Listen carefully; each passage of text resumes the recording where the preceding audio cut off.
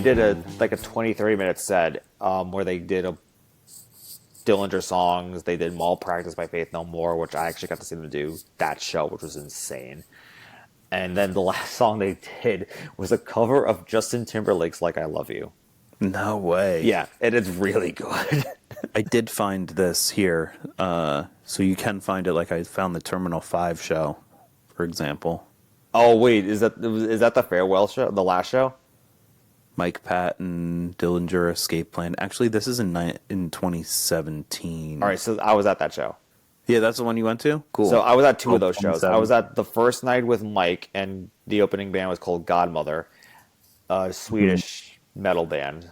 They're on Party Smasher Inc., which is Dillinger's label, and Mike sang with them.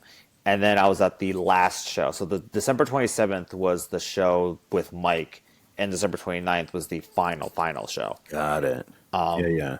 Which ended up not being a final show. But in that video, touring again. in December 29th, you could actually see me crowd surfing. Really? Yeah. When? So 29? about like 43 minutes in. It's actually kind of fun. So the song they're doing is called Nothing to Forget. And I remember being in the pit, and I got to a point where I was like, if I'm going to stay on the floor for the rest of the show, I am probably not going to make it out okay. So I'm going to crowd surf to get out of the pit. And then I'm just going to chill up in the balcony of Terminal 5 and just watch the show from up there because I don't need to be on the floor. I've had my fun. I was at night one. I don't need more. I see your shoe right now, I think. So then, there's a part where I have this time because I've watched it so many times, where I remember when I was actually up in the air crowd surfing, and it took a little bit to get me up. Greg was sitting on a speaker, and I was like looking at the stage, and Greg's there sitting on a speaker, and Ben is sitting at the piano playing. Because I did it, I decided to crowd surf during the softest part of the song, which I think is hysterical. But I actually timed it very perfectly, because right as I'm getting close to the stage, I'm at this point. I started on my like this, and then I end up on my stomach, and I'm like doing like the Superman. So I'm reaching out, hand out like this, and I align myself perfectly because Greg just happens to lock in the same spot and takes my hand and grabs me. No way.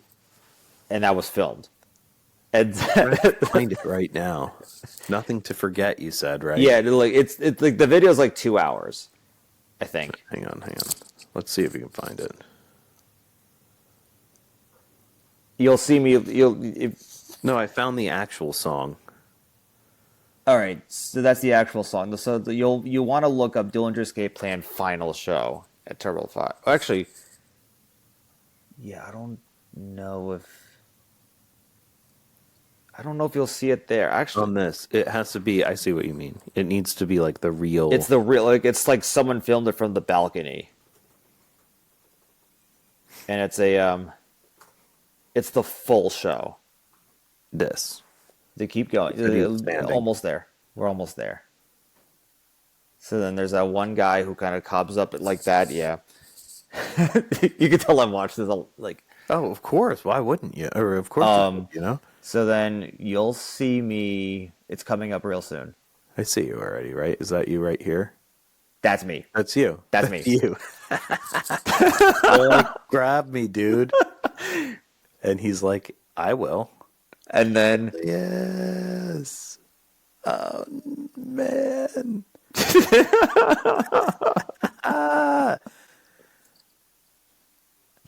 Is security like? What are they like? Look at them. They're like, yeah, no, they're because they like, they know what kind of show this is. They know that people are going to be doing this. No. That he actually grabbed you too, though. Yeah, no, they wanted to make sure that I was safe. Yeah, that's cool though. Yeah. Because I was like, I wonder if somebody filmed that, and then I found that like I think the very next day or maybe a week later. That's sick. And I was like, ooh, let me see if I can find myself crowd surfing, and then I had to find the song, and then once I was there, like, because I remember the piano, It's cool too that you can tell that it's you. You know, like I it's know not it's like like this as clear as random- day. Yeah. Very neat. Yeah. Let's transition in. I we'll probably keep some of this, but because it was a good combo. But I want to make sure we talk about the Yeah, important stuff. whatever works. What's been going on? What's been going on since the compilation? That's where we left off, right? And we were talking Yes. about. I had sent you this, right? I feel like the crux of that whole conversation was around around when I had said, you know, what do you see yourself doing in the future? Where do you see the scene going in the future, Yes, etc. I do Yeah, remember you asking me that. So and that was a cool spot. So I had sent that to you, right? I was like, oh, I'm gonna yes, bring this up because your answer was actually really cool. We were talking about how we both kind of want to do a local festival at some point. yes, yes, And then you had a cool quote too, which was, "We want to do like about music," where you were like, "We want to do this because we have to do this because we have a hunger for it. yeah. Let's not be competitive." How has all that panned out over the past year and a half? Well, Yeah, that festival still hasn't happened, but it could be a dream that one day I actually pull off something like that. Venues I feel like are kind of hard to come by, and it I seems have like a there's not a I lot have of a places to venue. pulse things like that off anymore. I know, not the one we played at. I think that we could Definitely do. not the one we played at. No. No. We need. I think that there's an amphitheater type place. There's one in Montclair that you can get. Right. It would have to be something. I feel like it would, if I were to do this, it would be like when the weather's warm. Yeah. It's got to be the summer. It's got to be outdoors. Yeah. There's got to be Cos Coffee's truck there. Oh, 1000%. I would You have know. him be there, maybe filming, or having like a skate park, just having him just do a whole bunch of Yeah. Yep. crazy stuff like that. We got to do this. But yeah. So we talked about that stuff.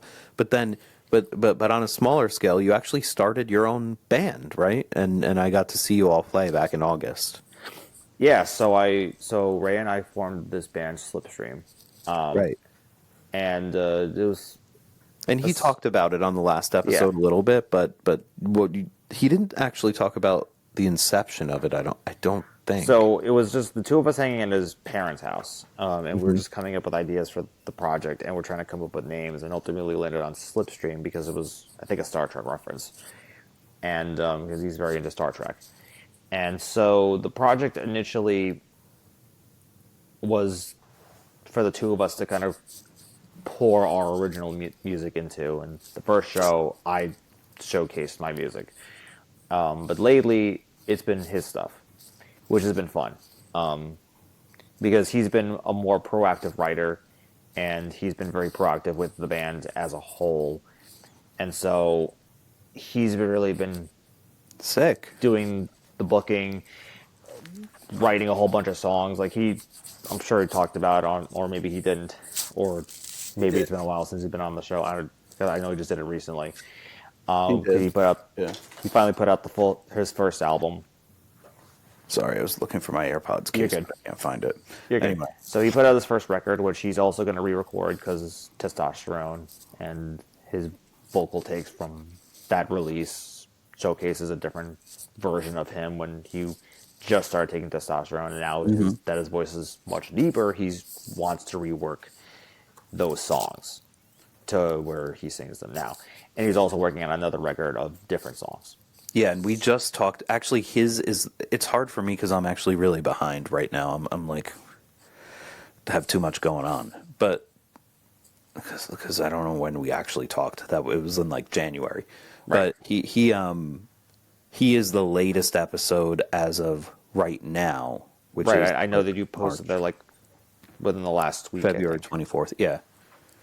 That's episode 50. So if anyone wants to check that out, Ray actually talks about his whole album, and he does talk about Slipstream and re-recording with the lower voice and Yeah. stuff. Yeah, for sure. Which is also it's actually kind of interesting watching Ray get into this period of songwriting because I remember being in that exact same spot when I was working on my first EP. I just had a whole bunch. I was working on 5 Minutes in Arizona for over a year and recording it with my buddy Matt, who unfortunately was just very busy at the time when we were getting together and working on it, and he was doing it for nothing. So, but he was also working a full-time job, and at that time he was playing in, I think, 3 bands or something crazy like that, and then he was working on my EP at the same time. And this was when he was in the practice space. No, this was Matt Devotee from Matt, not Max. Right. not right, Max. right. Max and I hadn't talked about working together yet. Matt was doing it in 20. He and I were working in 2016. I forgot about that. Yeah. And to his credit, we actually got most of it done. There was one song left. Odd Patterns was the last song that we were going to work on, but so much time had passed, and he was just so swamped with stuff at that time of his life that he just couldn't work at the rate that I was expecting, and I was getting a little frustrated. Not at him necessarily. I don't blame him because he was where he was in life, and I wish him nothing but the best. But I was frustrated mostly with myself because I really wanted to put this collection of songs out, and they just weren't done at the rate I thought they would be. And when I was recording, this is now the practice space with my old band, Sierra and the Degenerates, and I was working with Max through my buddy Chris and his band. I was talking about that, and I was saying the exact same thing I'm saying now. How it's not that I dislike him, because I don't. It's just that I thought it would have been done already, and it's not. And I'm frustrated that it's not out, and I don't know what to do. I was at this crossroads, and then Max looked at me without hesitation and said, "Dude, I'll work on it for you." And I said, "Duh, why didn't I even think of that in the first place?" And then that's when things started. And so the original plan that I had for that was to get all the files from Matt, have Max mix those, and then work on the last song. But because of the way everything was sent to me, everything was just a giant block. Nothing was where it was supposed to be in the session. It was all misaligned, and it was all just a giant mess. And so to save ourselves some trouble, we ended up just re-recording it again from scratch. But in the meantime of me working on that project, I was also writing a whole bunch of things that ended up becoming Wilderness of Mirrors. So, like, seeing Ray at that point, I know it's like a long-winded way of explaining this, but seeing Ray at that point, of having those songs that he was already playing a bunch, and then just working on a whole bunch of songs in the meantime, just constantly writing, kind of reminds me of where I was when I started. Because writing these days for me isn't something that I just pull out and do. I have to get into a zone, and lately that window gets smaller. Right, I'm with you. I was in that point as well. I mean, I never even recorded any of my albums, right? Like, I was just writing and writing. I'd record it at home, and I'm like, it's the Safety Tapes 1, like, just to share with people, and I'll just keep going. And I always was, writing, and I wouldn't play until I released anything, because I just was playing a game with myself. Right. And, like, I'd be like playing all this stuff that's not released yet, but I'd have like a whole album. I'm still doing that now. I still have a whole one, but I don't write anymore because I'm halted because of that on purpose. Yeah. But you gotta open the portal, and like I just have other things that I've been doing too. But yeah, I admire that Ray is doing that and is going through that phase. It's pretty cool. Yeah, it's fun as a fresh songwriter. Yeah. To explore that creative itch, because that, unfortunately, at least from my experience, doesn't last as long as you'd like, and then eventually the well does run dry. But that doesn't mean you stop writing. It just means that the window just becomes smaller, and you just write as less often, Or you have to find something new. or you have to find something new. Yeah, for like in my like that's why like all my releases are so different from one another, because I'm not purposefully trying to change my sound all that drastically. In the beginning, I was just fighting my sound, and I didn't know what that looked like or what it sounded like. I was just doing what I was inspired by, and I still do to a degree, but I came into this without really a central focus, and I didn't think about arrangements. I didn't think about any of how songs are put together. I'm just trying shit and seeing what works and what doesn't work. And the only way I was able to do that was by putting out releases. And so every album has a different idea. Every album is focused on something different. Every time we're trying to outdo the last thing that we did.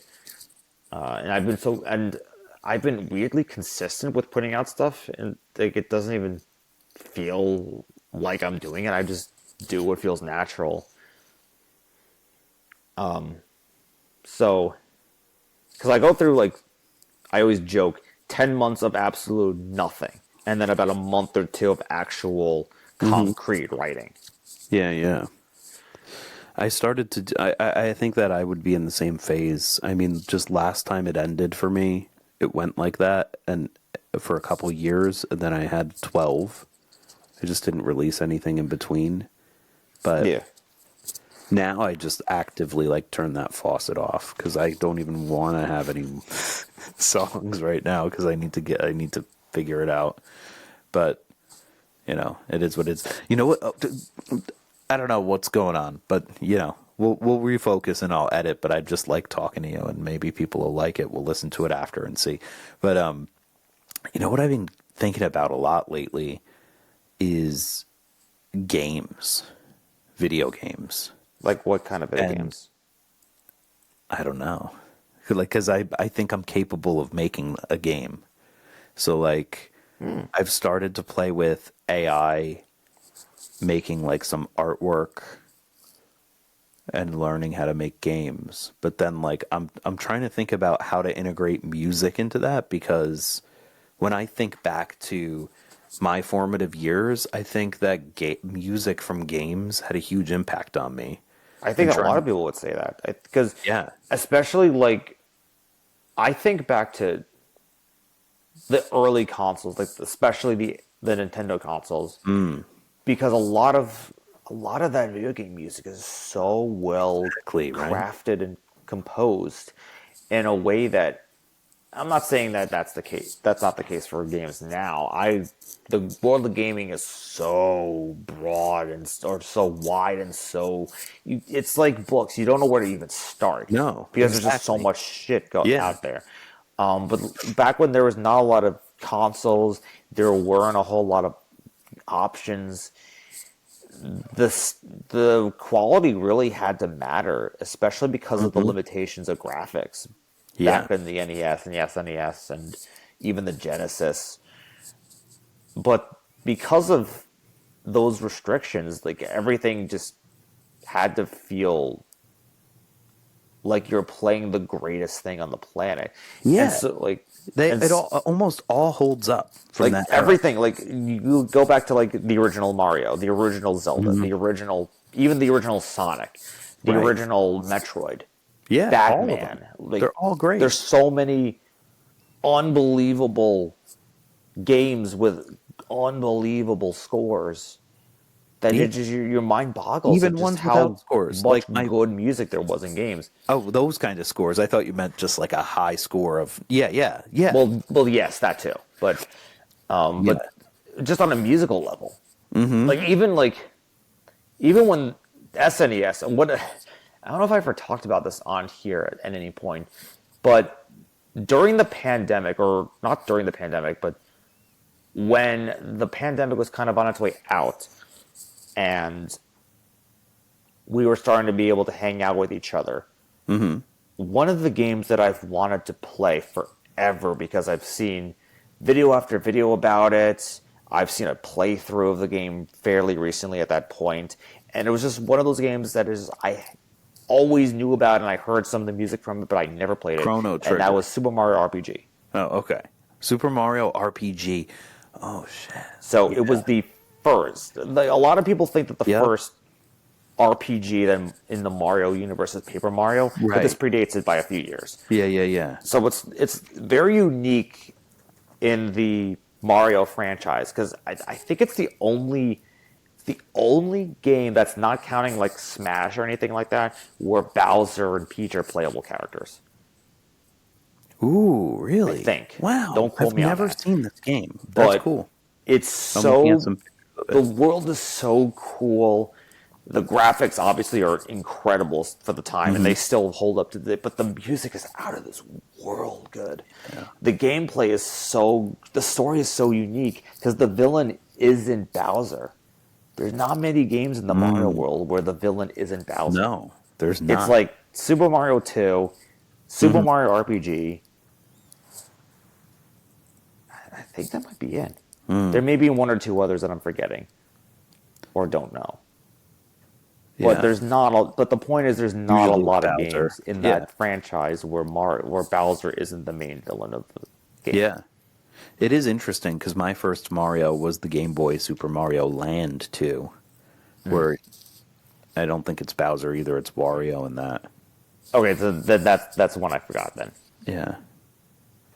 But I think it is. I can't remember. But we spent a year and a half playing that game because Andrew still has his SNES, and so he knew that I wanted to play that, and he had beaten the game a million times. Yeah. So it was just a match made in heaven. So sometimes when we'd come home from open mic or whatever, I would just go back to his place, and we would play Mario RPG for like 4 hours. Yeah. Until we were both very tired and called it. And it took about a year and a half and change, but I ultimately did beat, with a little help from him.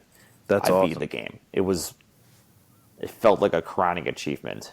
Yeah, I'm gonna play this game now. I love SNES. I think it's probably my favorite console. Oh, for sure. Just in terms of the quality of games. Yeah. Almost every game is high. You ever play the game Lost Vikings 2?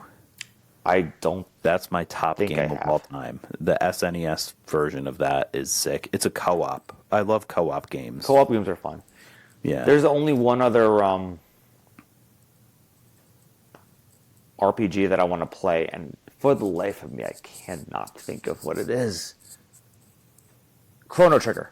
That's what I was saying. I figured it seems like your kind of thing. Chrono Trigger, yeah. I was like, again, a game with an amazing score, and I've heard some of the music from it, and it's... I haven't played Chrono Trigger, but it's you have to play it for sure. I know it is. From what I've seen, but I have to. And it's funny because I'm not typically an RPG person. I have to really be into a game to want to play it, and like that's why I wanted to play Super Mario RPG because the game has been fascinating me for years, and I just wanted to experience that game. Yeah. I loved Final Fantasy VII. That was like the main RPG I played.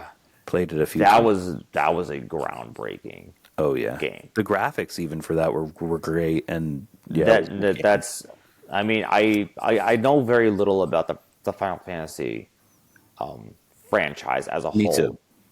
But there's a couple things that I know very well, and that's Final Fantasy 3 is not really Final Fantasy 3. It's really Final Fantasy 6 because 3, 4, and 5 were only Japanese. Yeah. So they marketed it differently for some reason. I don't know why. And then Final Fantasy 7 has like one of the saddest scenes in video game history. That's a tough part. I forgot about that actually. And what's funny is that I've in terms of like there's not a lot of games that have like that emotional level of complexity, whether past or present. But one of the games, I didn't play it, but I've watched the whole playthrough of, and I get to that same emotional component is, which is funny because now it's also a TV show and coming back pretty soon. Actually, I think it's coming back in April, and that's The Last of Us. Oh, I don't know anything about The Last of Us. It's a game too. It's a game, yeah. So it's a game, it's a TV show, it's a zombie game, third-person perspective, zombie apocalypse type of game. Incredible story. Incredible story. No way. They made a sequel So I'm guessing that the second season is going to be based around the second game. I know that game, and I don't know that game as well as the first game. But I know enough that I know what happens. So I'm This looks anticipating cool. to see. I mean, I love Walking Dead. At least I did in the beginning, I literally have only seen the first season of The Walking Dead. I watched The Walking Never Dead saw past the until first the season. season that Fear the Walking Dead came out, and I Yeah. was already over it by then, so I just was like, I'm not watching Fear the Walking Dead or even The Walking Dead anymore. I'm just going to give up. But the first 3 or 4 seasons were really good. The first season I remember being really good, but I just never kept up with the show. Yeah, the second and third and maybe even the fourth are pretty good. Actually, yeah. So another thing that Andrew and I were talking about, and we're always going back to the musical aspect of it. So one of the things that Andrew and I have been talking about for years was rewatching Lost. Oh yeah, I know this. Yeah, one of my favorite shows Me on too. the planet. I think it's one of his too. I love Lost as well. Yeah, And so we wanted to, but the catch was that we wanted to rewatch the show with other people who were watching it for the first time. I've done that once actually, And with it's my so roommate much in fun. college. It was a blast. So fun. Oh yeah, you did it too, right? You did it with. We did it. We actually we Greg. finished the show. Who did you watch it with during the pandemic? I forget. So we did. This was after the pandemic. So It this was was like after? a couple years Okay. ago. So Andrew, for Andrew's birthday, one of the things that he does is we go out to dinner. He does this Choose Your Own Adventure book that he does every year, and then he watches some movie or it's an episode of a TV show. And so that year, it was 2023 or 2022, and we watched the pilot of Lost, and he basically picked whoever had the most interest, and we would watch it every week. And in that case, it was Ziggy and It was Ziggy, right? and Adam Kahn, our now former bassist of Andrew and the. Right. Well, it's Andrew. Yeah. The name? it's not it's Andrew the Kindly Ones. I don't know if it just been on the show. No, he has. Andrew's way overdue to be on the show. He never even came on since the Valentines. Okay, well, the Valentines is that era is now done, and we're now entering the Kindly Ones. So Sick. surprise! That's the new change. Yeah. Which is the name of the new record anyway. So I'll explain that, I guess, and Andrew will, when the next time he'll probably go into more detail. He's the next person I'm probably going to reach out to. Okay, cool. Yeah. So then I'll get back to that in a little bit. But what was fun about rewatching the show? There's a couple of things that were fun about rewatching the show. Number one, I forgot a lot of the early seasons of the show. Yeah. Like the second season in particular, in the first season, really the first 3 seasons, there's a lot that I remembered. There's a ton of stuff that I forgot and didn't pick up on it. But the later seasons, I remembered a lot more vividly. And so there are moments in the show, particularly I remember in season 5. I don't want to give too much away for people who haven't seen the show, but there was a point where I knew what was going on when they. Okay, how do I say this without saying away too much? All right, so you know the scene where they're on the island and the beach, and you hear, "My name is John Locke." Yeah. I completely, because I know how the season ends. I know what the twist is. Yeah. But I wanted to throw Adam and Ziggy off for the entire watching of that season. Yeah. And so I did.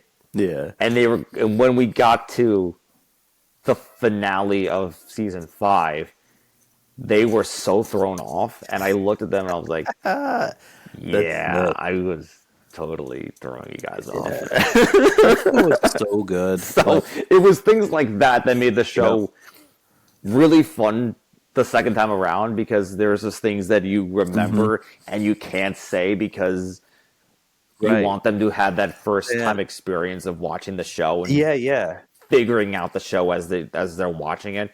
So that aspect of it was really fun. And the other thing was that Michael Giacchino, his music is stellar throughout the whole it's show. And amazing. he wasn't really a big name in composing at that point. Like he, Yeah. I think that was the only thing he was really known for at the time. Then he did a whole bunch of movies after that. Like he did Up. He did. I think he did the Star Trek movies. He did a lot of stuff after Lost. Like his body of work definitely speaks for itself. No, my roommates were they lived in Jamaica. Like they're from Jamaica originally, two of them. There were four of us, but two of them did. And so for like some breaks, like obviously Thanksgiving, because they don't celebrate it there, they would just stay at our apartment and we would all go home. So we came back and they had like started watching Lost and they were on like season 2. And it was like the first year Netflix came out. It was like the only show that was on Netflix.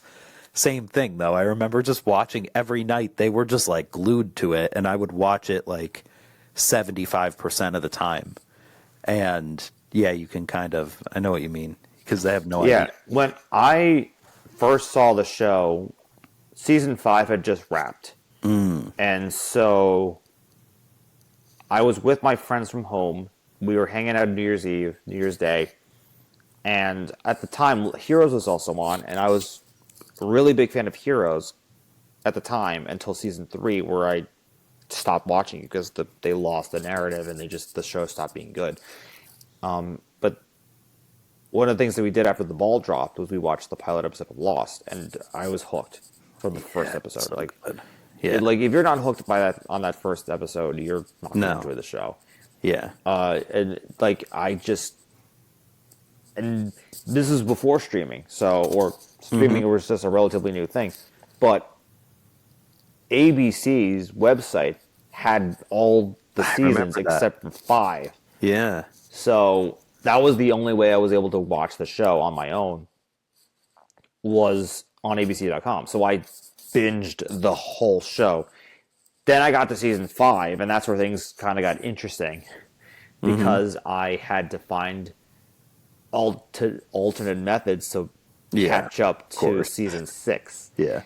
I ended up watching a lot of season 5 on my iPod Touch until after a certain point because my friend had purchased season 5, but it was only up to a certain point, so I got to like one episode and I couldn't watch it. So then I ended up finding episodes online, but they had Japanese subtitles. But the quality was kind of shitty, but I still was able to see the episodes. And then once I got to the point where ABC had the full episodes, I just streamed the rest of the show there until season 6. And then I was able to watch it on TV and week to week and discuss it with my buddy who was also into Lost, who got me into the show. So every episode we would be messaging each other going, oh my god, this is crazy, and we're like trying to break down the show.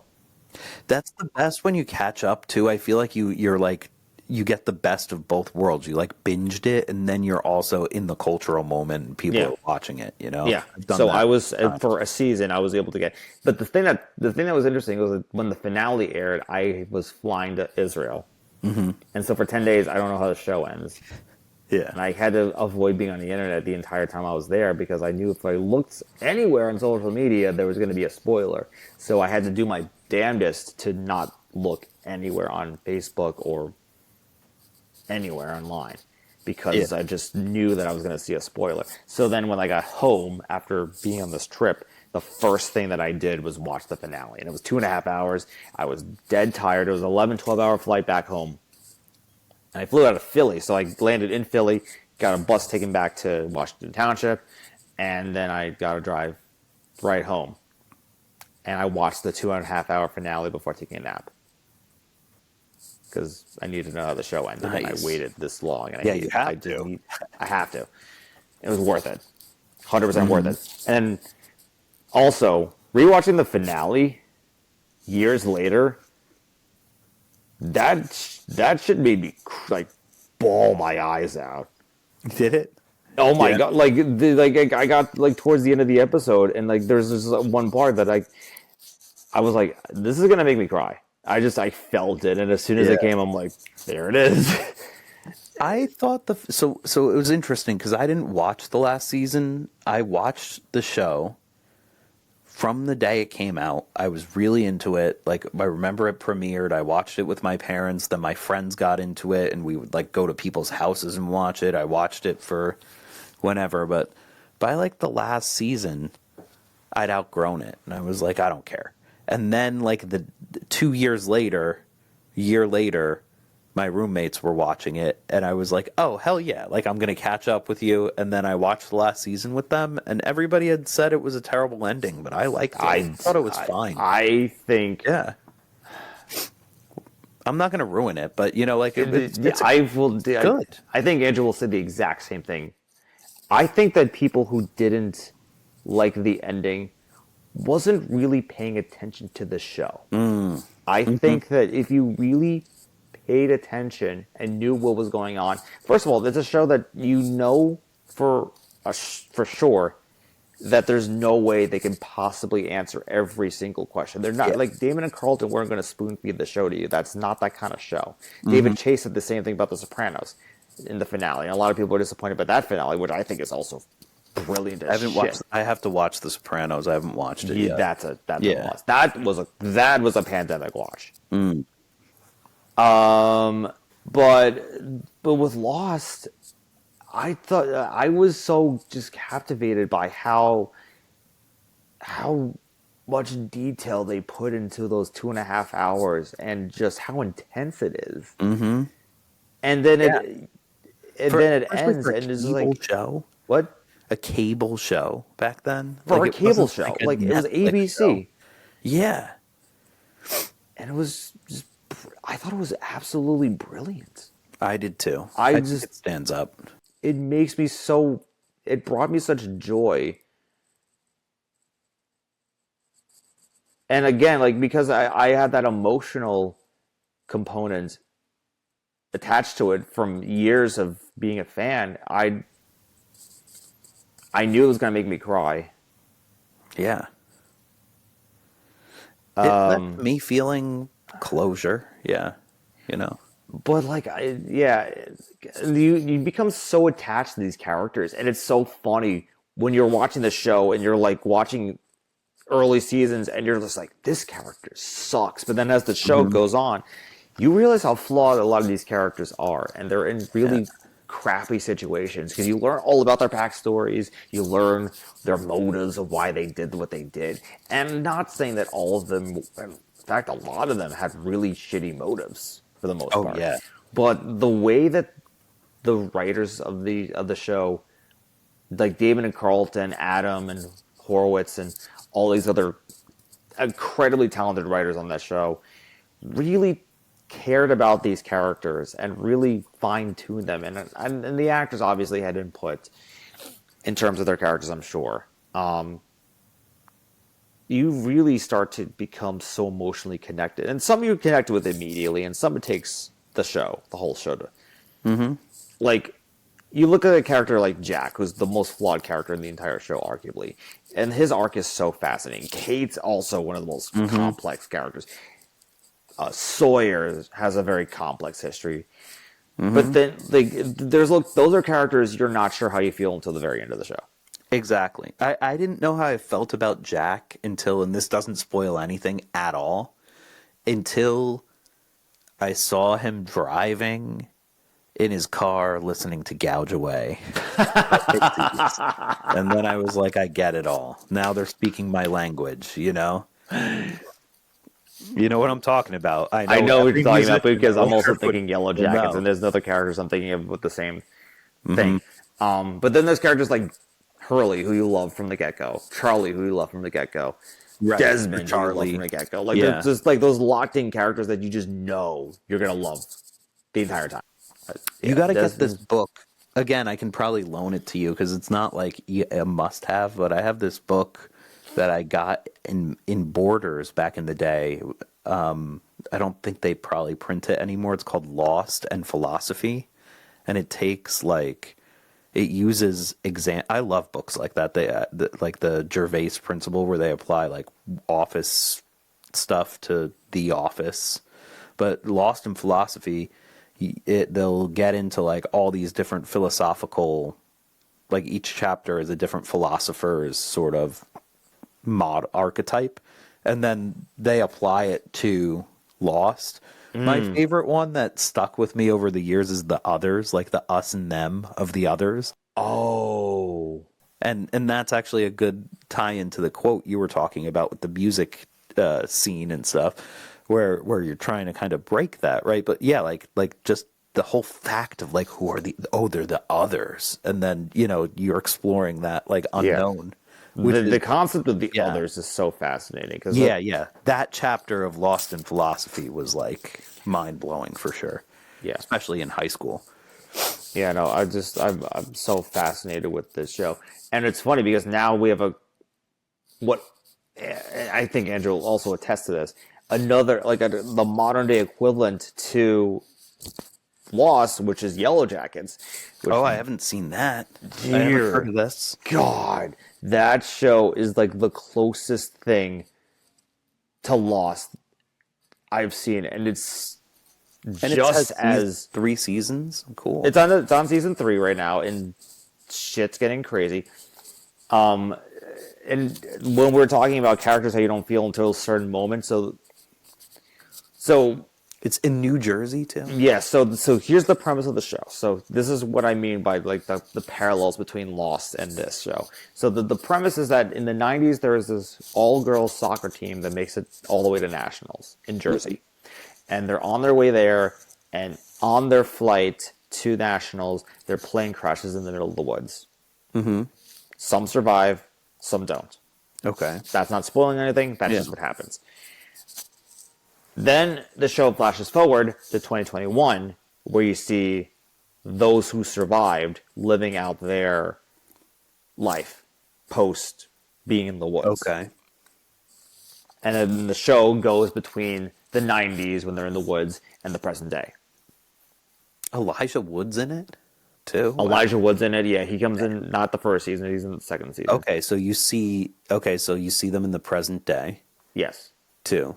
Cool. So you know up front that not everybody makes it. Right. You know up front that not everybody makes it. You don't know who. You know some, but you don't know all. Right, and so some make it at least, but you don't know if other people don't make Correct. it. So that's part of the mystery of the show.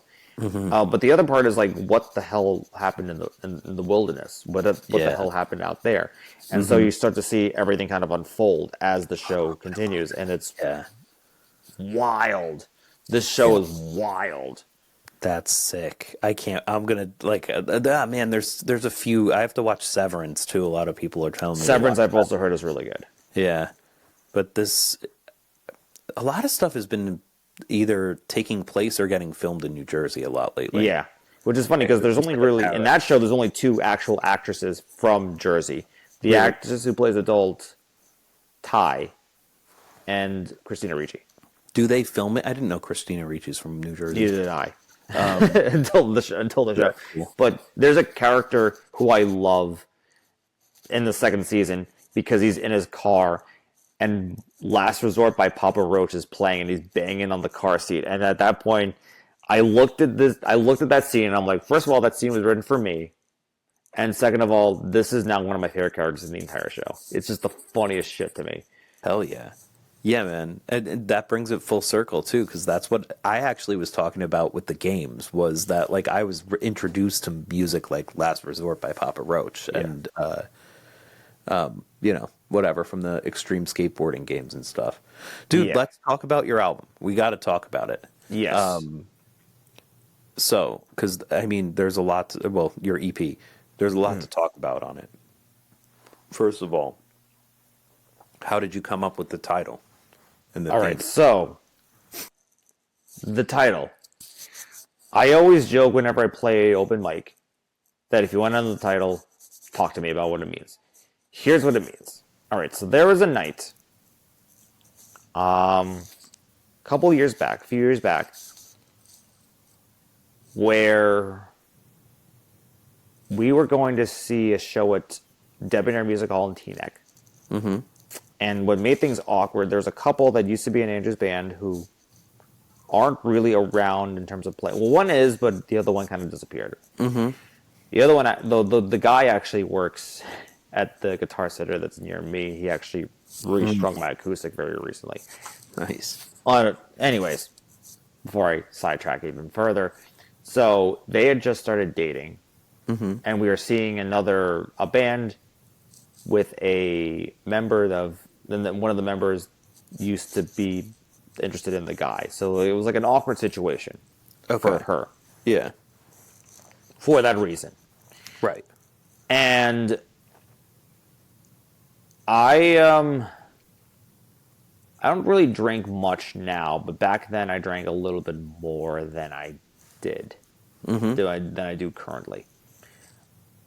And so during their set, I get a little crunk, as the kids would call it. I don't know if they actually call it that. That's just the terminology I want to use. What we would call it.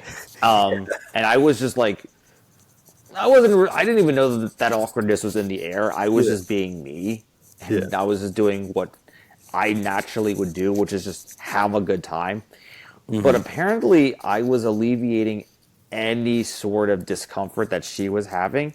And without even realizing I was doing it until after the fact. And then she went up to Andrew and said, "Yo, Harry's killing it."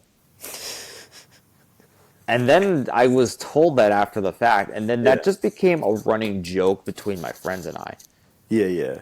And so I had that title. I just had it in the back of my head, like, that's sick. Andrew would occasionally during shows actually play that.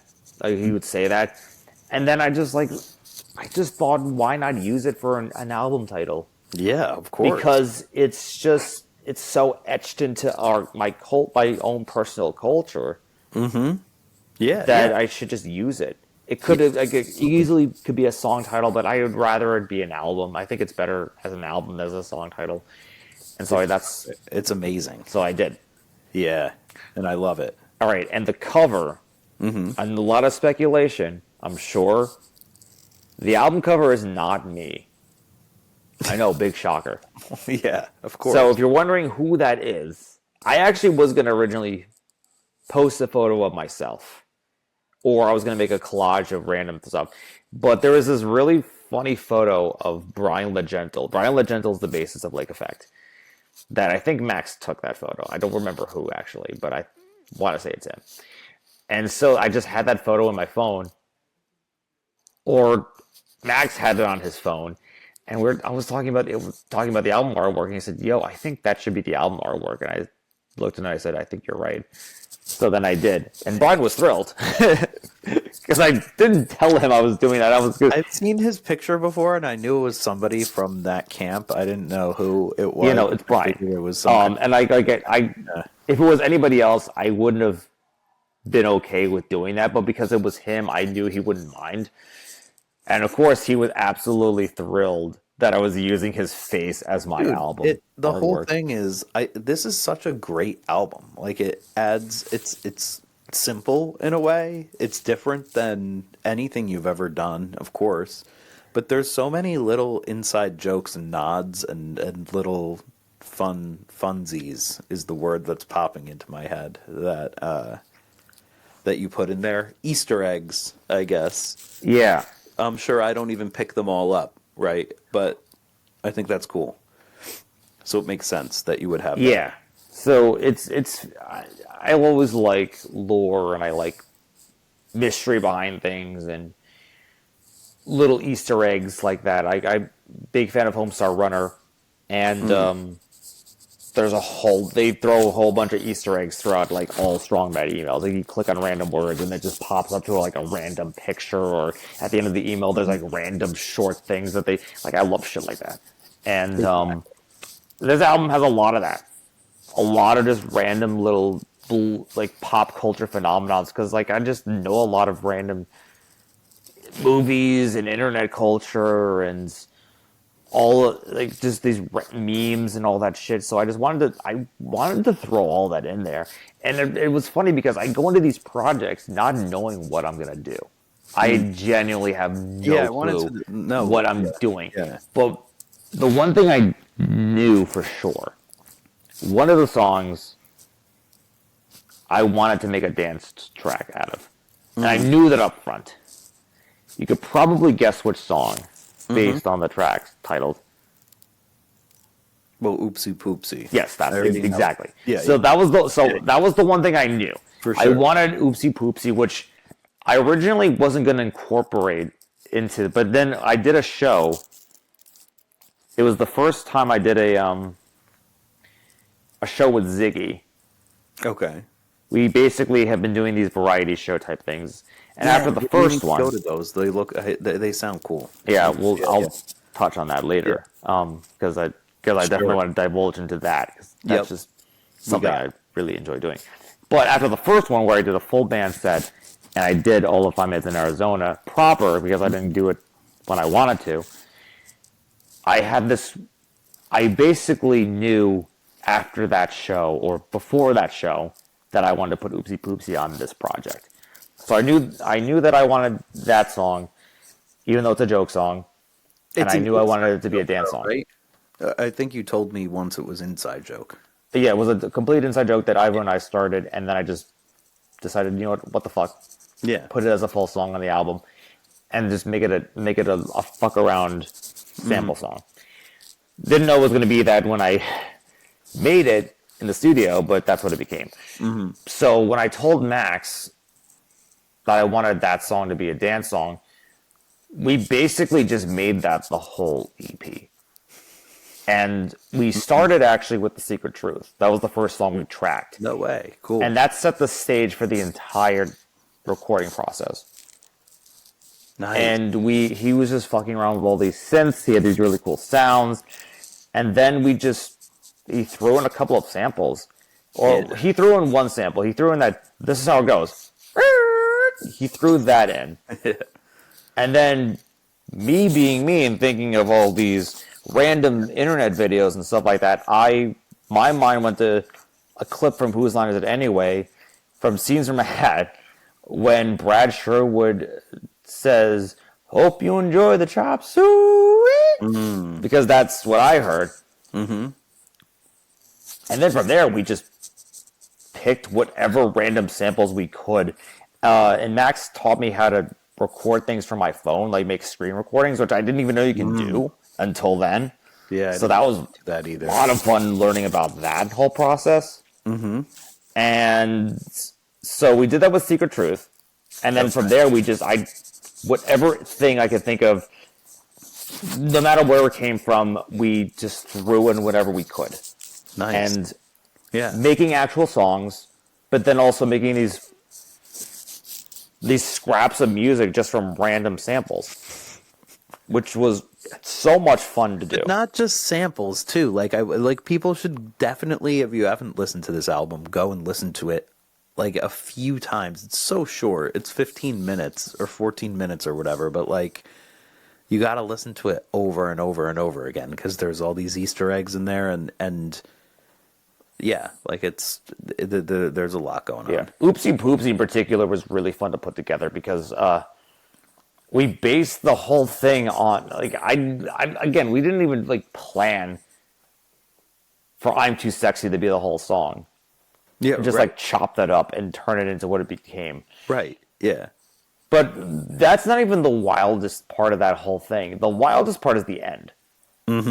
Which totally. And you told me this story before, but this is just, I can't believe I did this, and I'm actually really proud of this. Yeah. So, again, my internet culture is just all over the place, and I just know a bunch of random videos. And one of my favorite stupid pieces of pop culture phenomenon, there's this video from a really old porno. I've never seen the full porno. I'm not into that whole thing at all. But everyone knows that dialogue from porn isn't Academy Award winning screenplay. Yeah. And so there's video opens with this couple talking about their lemon tree. And then like the opening credits are playing, and then it cuts between the tree and this couple, and then this random woman who has like a basket dress where she's stealing a whole bunch of lemons, and the dialogue is insanely funny. It's ridiculously cheesy. Yeah, you had told me that, and like I pay attention to this dialogue each time, and it's like I don't know if you got. There's a bunch of things with that dialogue. So one, You it's like can't believe so it's cheesy. real.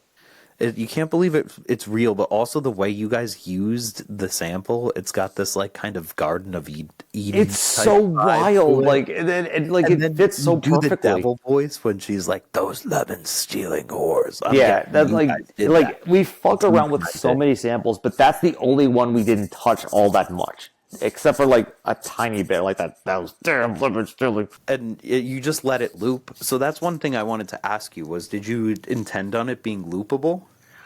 I intended it to be just.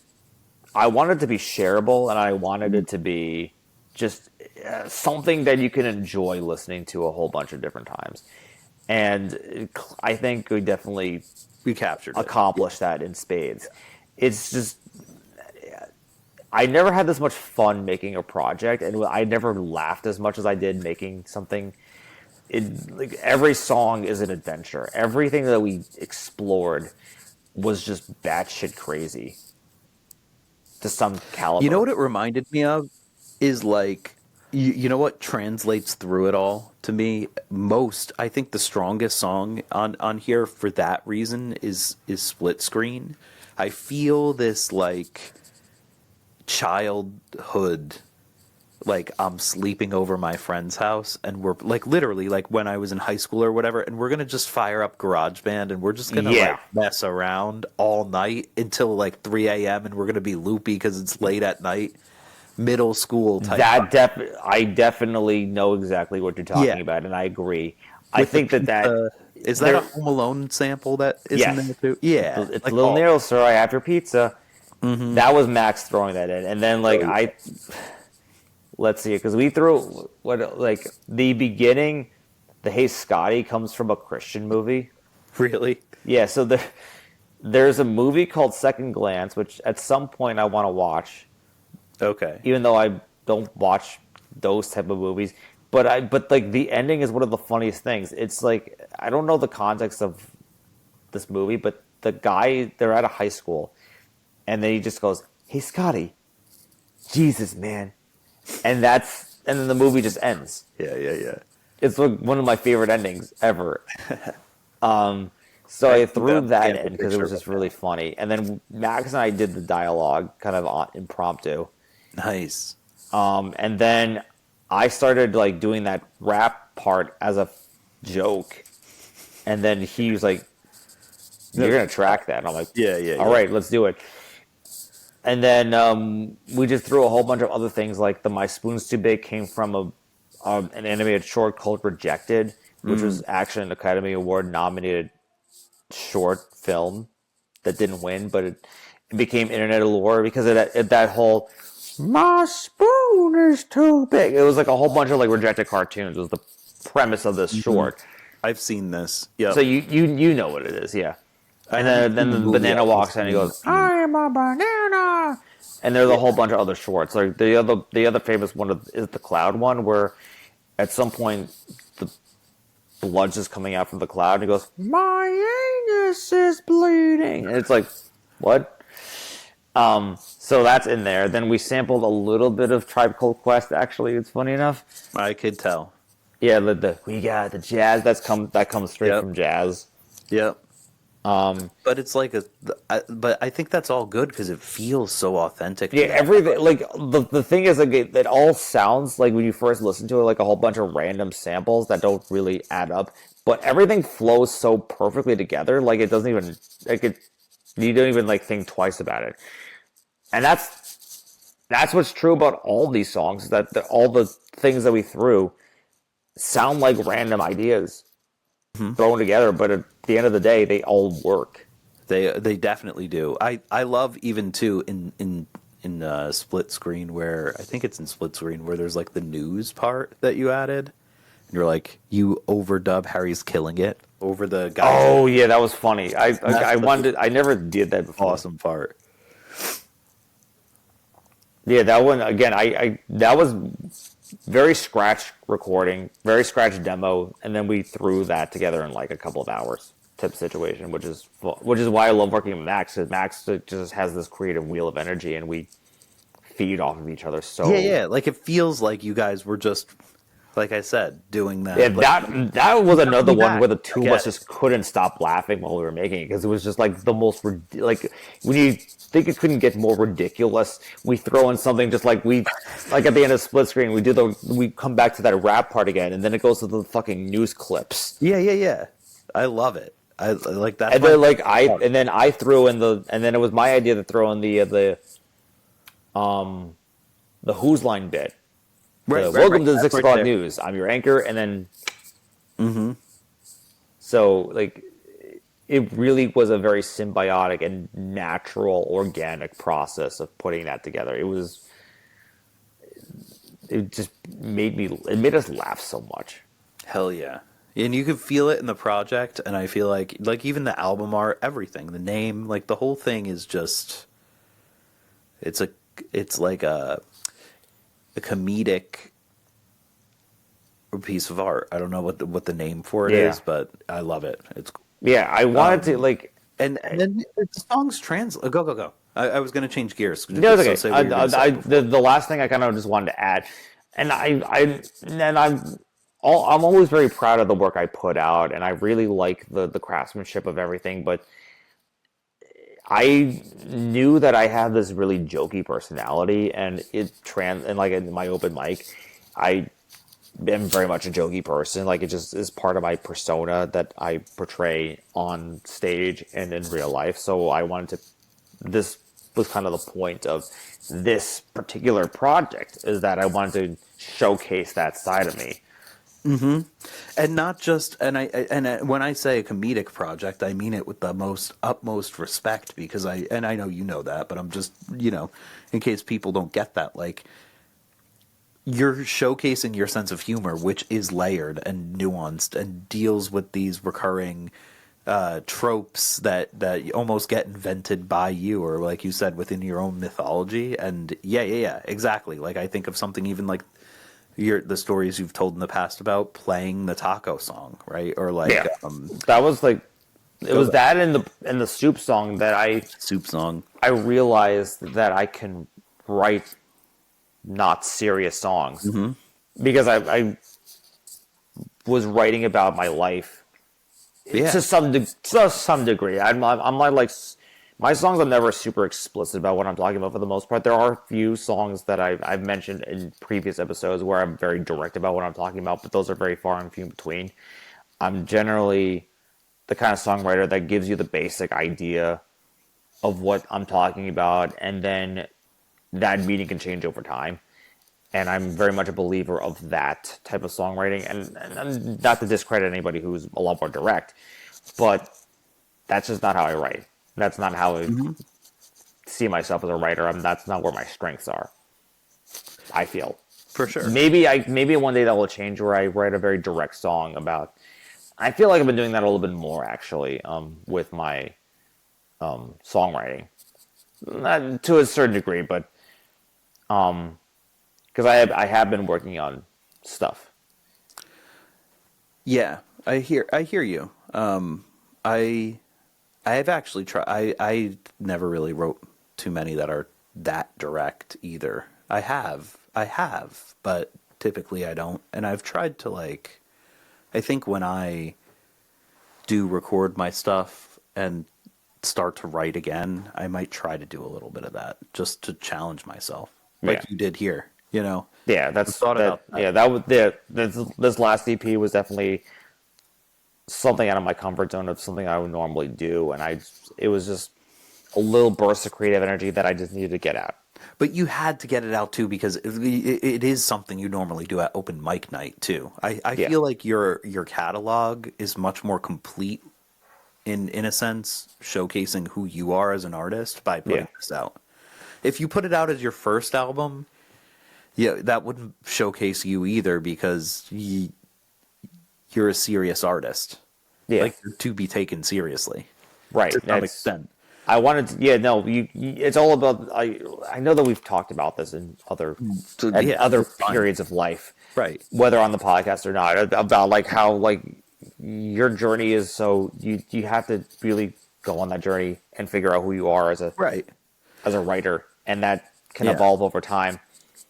And I thought that I could just write serious songs and get away with that, and that's just who I am. But then, and then you start to play out a lot more, and you start to write a lot more, and you start to really challenge yourself as a songwriter. Like this, I have another project that I'm in the process of actually recording now.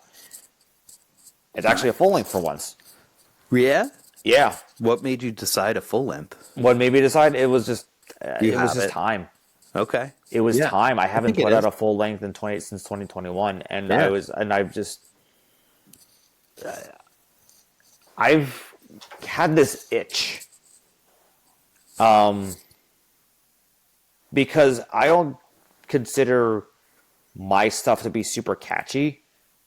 I think that was by my own personal design. I just, because of my influences, but then like I think about like what I love, and I love Rush, and I love Radiohead, and I love The Cure, and I'm thinking to myself, yes, there's a lot of experimentation on those records, and there's a lot of like out there songwriting style, but they write catchy music. Why Sure. don't I just write catchy music? Yeah. Why don't I just write songs with hooks and Yeah. pop chord structure and, write songs? Yeah. I've been thinking the same thing. I get it because I write serious songs too, and I'm with you. Like, why not just? Yeah. And I just did. And again, I had Oh, yeah. like no real intention of doing this, and then I just started writing really catchy music. Ooh, I can't wait to hear this. This is gonna be awesome. Like when we talked about how this project was so much fun to put together. Yeah. This is probably, and again, I am proud of all the music that I've put out. I wouldn't change it for the minute. For a second, I wouldn't change it for the world. These collections of songs, I think, are some of the best songs I've ever made. Hell yeah. Everything feels right. I'm writing these really insanely fun songs to play, insanely catchy songs to play, and it was just completely by accident. Nice. Was it easy to write them? Actually, yes, in a lot of cases. Yeah. So, there was a time when I was actually sitting at the fine grind, and I had my notebook out, and I was just futzing around and trying to write something because I was just frustrated that I wasn't coming up with fucking anything. And I had this concept that I had in my head, and I wrote this song about, like, I had this idea that actually stems back from when I put out the Soup song. And Kaz actually messaged me, and he said, actually it was him and Chris Fox that both said this, that they both really liked that song, number one. But they said that I should write children's music. Now, at the time, I didn't think anything of it. I was like, Right. no, I'm not good at... Yeah. Kids. Yeah, I got you. I was like, there's no way. I mean, I could, but I don't want to. Right. But then, but that idea also just never went away completely. And then I just like, why don't I just attempt to write a children's song? And then, so I came up with this idea of this mole character. I called him Mean Mr. Mole. And I basically wrote a story song. And it's catchy. Yeah. And it's silly. Yeah. It doesn't really make a whole lot of sense, but I had fun writing it. I love it, man. So then, like, that felt like an instant winner to me. And I showed somebody, I think either Andrew or Ray, or maybe both of them, the lyrics, and they're both like, I think you got a winner. So I'm like, cool. Nice. Then what's really fascinating about that writing session is that there was this other song that I had that I've been sitting on for 12 years. Ooh. And okay. I don't know what it was, but like I wrote it in 2013.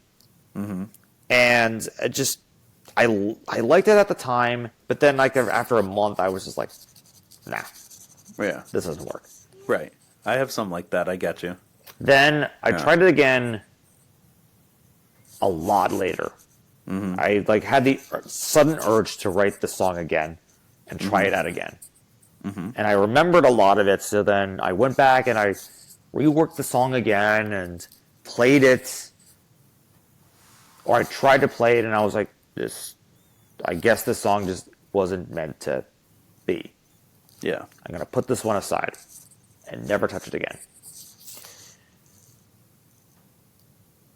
That song has always been like the thorn in my side, just like poking me every so often. Like, you're going to finish me. You are going to finish writing this because I think there's something and you're just not seeing it. And it wasn't until writing that Mole song that I reworked this other song. Cool. Okay. And so it took a couple of things for me to realize that the song actually worked. Right. Yeah. It took, because I was playing it in Capo 3, and like it just didn't feel natural playing it in Capo 3. Changes to Capo 5, immediately changes the entire feel of the song. Sure. But the thing that really cemented this song was the way I was singing the chorus. Okay. Like I just changed up the way. I'll sing a little bit. I decided to sing, how does it feel to live a life as life just passes you by? And I was like singing it unintentionally, kind of like the way Tom Petty would. It's like probably my most Petty song, which is funny because I don't listen to a whole lot of Tom Petty. But like when I heard the tracking of the rough mix of the song, everyone was like, damn, this is like my most Petty song, and I don't listen to a lot of Tom Petty, and I like Tom Petty. Right. But it sounds like a Tom Petty song to me. Yeah. And it was like, but the melody just fit, and it just connected, and it flowed, and I was like, oh, finally, after 12 years, this song actually is done. Yeah. It felt like a victory lap for me. I get it. I have one. There's one word that I don't like in it. I was in that position where I didn't like the whole chorus, and I sing it kind of like, same thing. I don't listen to this music at all, but I realized that to perform it, I need to sing it like Poison. It needs to be like an 80s rock type of ballad. Funny. Right? Yeah, so I started works. doing that, and there's just one, like, I just need to figure out how to, like, tie up the chorus a little bit, and I'll do it when I record it. I am going to record all these songs this year, but that one, same thing, 12 years. But yeah, no, so there's like, those are two songs that are going to be on there. And Sick. when that album is finished, I'd like to come back and talk about the songs, because sure. I think that you'll really enjoy this. Like, Yeah. I know you enjoyed the last one. I definitely enjoyed Harry's Killing It. Right. I think it's definitely up to date, the best thing I recorded. I think this one's going to top it. But it's so short, too. So It's I'm so happy short. to hear that you have a full length. Yeah, so there's going to be an intro and an outro. Those are going to be more like kind of like keeping with my humor thing, and I'm going to keep incorporating humor throughout my recording process. And a lot of these songs actually do have a lot of very silly little quirks about them, which I like. And you can't Not all of get them, rid but of the seriousness either, right? Like, I think you need the continuity of both, you know? yeah, no, I need to have all these. So then, so one of the songs that I came up with, I become very inspired by this John Carney movie. John Carney is the guy who directed Once. I know Once. I love Once. I think Once it's. is I great. never saw the movie, but I saw the show. But I saw the show, too. I didn't see the movie. I loved the show. Yeah. I love the show too, and I love the story. I love the music. Great stuff. He made a couple movies since, but one of them that I didn't really know much about until like a couple of months ago was called Sing Street. Okay. And the premise is this kid whose family life is not great. He's living in Ireland. His parents are basically on the brink of divorce. He's got an older brother who's a college dropout and kind of a loner. And his sister's trying to become, I think she's trying to become a lawyer. I forget exactly. But the point is, his whole life is basically turned upside down. He has to, in order to save money, they transfer him to a Catholic school, which means he loses all of his friends and he has to start from scratch. And he doesn't fit in. And he gets ridiculed in school. The headmaster is kind of a douche. He ends up connecting with one of the other kids in school. And then as they're walking home, he ends up seeing this girl across the street. The actress is actually in Bohemian Rhapsody. She plays the love interest of Freddie. Same actress. So then he sees her from across the street, and she's aspiring to be a model, going to move to London to become a model. And he says, hey, I am in a band. We're shooting a music video on Saturday. I think you should be in it. Now, the kid does not have a band. Yeah. And the kid that he's friends with, he says the manager. So then the kid, basically, the redhead that he becomes friends with, becomes the band manager. And he scrambles a bunch of kids. They form this band. And through his older brother, they explore all the British New Wave that's coming out. And it's like right at the second British invasion, when Duran Duran takes over and MTV becomes a thing. And so all the music is very much inspired by the 80s. Okay. And John Carney co-wrote the music with with the singer from this band called Danny Wilson, who were a short-lived 80s new wave band, sophistopop band. Cool. They had one pretty big hit called Mary's Prayer, but they didn't really do much beyond a couple of records and one big chart-topping hit. Basically, they're a one-hit wonder band. But all the music is inspired by all these other 80s bands like Duran Duran, The Cure, so many countless others. And I love this movie. The first time I saw it, I was like in awe at how really I love the story, I love the music, I loved everything about it. Still do.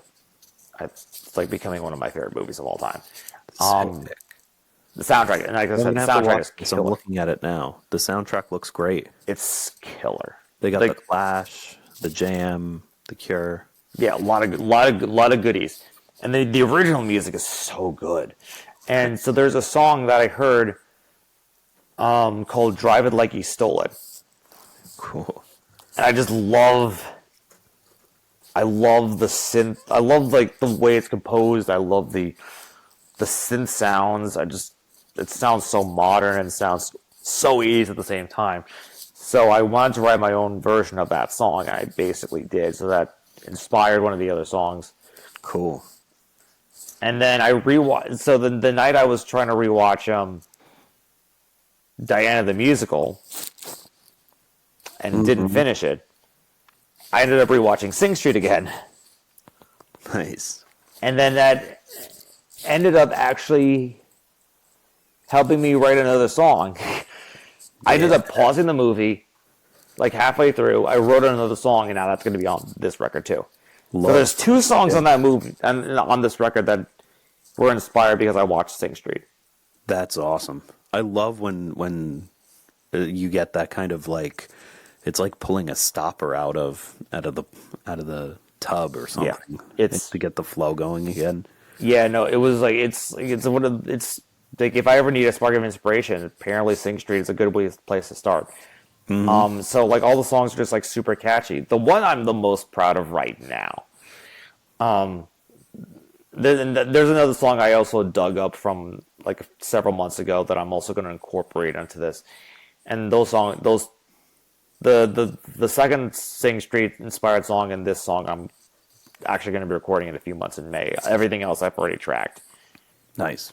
The one that I'm like the happiest with, that one really is, that came about because by spur of the moment I was working on demos for my last couple of sessions. Mm-hmm. And I sent those over to Max because I always have a pretty bad tendency to delay making demos until I'm getting closer to tracking. Sure. Always, without fail, Yeah. like I always just leave it to the last minute. Yeah. So then the one that took me the hardest, the one that was the hardest to record was actually the song "Turn the Key and Drive," which I wrote after watching Sing Street. How far do you demo them? Do you demo like just vocals and guitar? Do you Yeah, just vocals and guitar. I just want to give him a basic idea of what the song structure is. It's mostly just for song structure purposes, and then from there we can arrange it as we're there. And that's really the whole point of sending audio demos. So then I sent the 4 demos of the songs that I wanted to track. And then after I did that, because I had just gotten my acoustic restrung, I was just fucking around. And I had Disarmed by Smashing Pumpkins in my head. And then I just wrote a song, like, just in that moment. Nice. And then... Yeah. I love that. And, like, I wrote, like, a couple of, like, corny lyrics. I wrote a really catchy chorus that I really liked, and I've been playing that a lot, and it's one of my favorite songs. So let me ask you something. When I was listening to Harry's Killing It, and even the taco song, the soup song, Sad Breakfast, even like a lot, all of this. So I started thinking about my own music in threads. I have this whole thread. I don't know what you call it. Like artists like Kendrick Lamar have that too, right? Like you're like, all right, he's using this voice now. I get what you're saying. Like it's like a theme, right? And I'm looking at the Wu-Tang Clan calls it a chamber, right? Like if you're in that, you're in the kids' music chamber, you're in this food music chamber. To me, so let's talk about the food music chamber for a second, because I think it's really interesting. Because I feel like you've adopted this mentality either through just osmosis or, intentionally, that Kaz actually talks about in one of his songs. And I was looking for the song earlier tonight and I couldn't find it. And then I was like, ran out of time. I'd rather listen to your music and take some notes real quick. But he has that one song where he's like, I used to try to write songs and then I just gave up and now I just write silly songs about food. Oh, I know exactly the song. I can tell you exactly. It's Yeah, I figured you could. Yeah. It's I wrote a song without a chorus to remember why I write songs in the first place, or it's something to that degree. Yeah, that song, right? Yeah.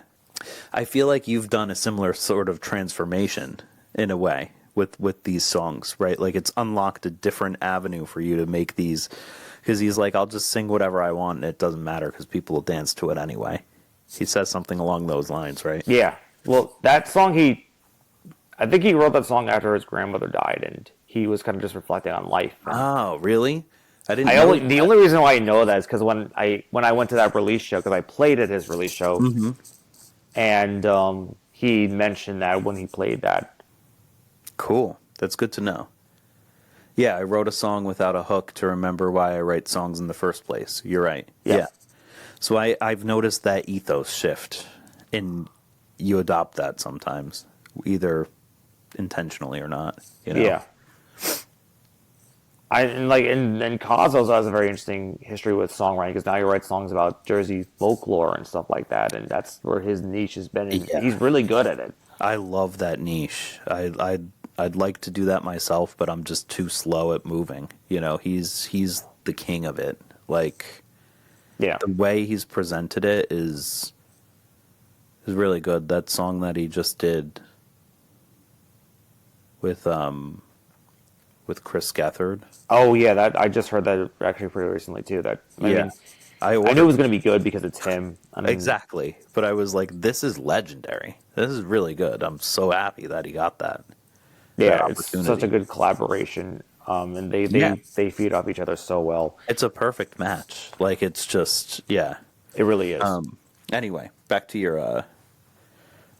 album. But yeah, this this feels these songs feel like the most substantial songs, and these I think these are the ones that are gonna last.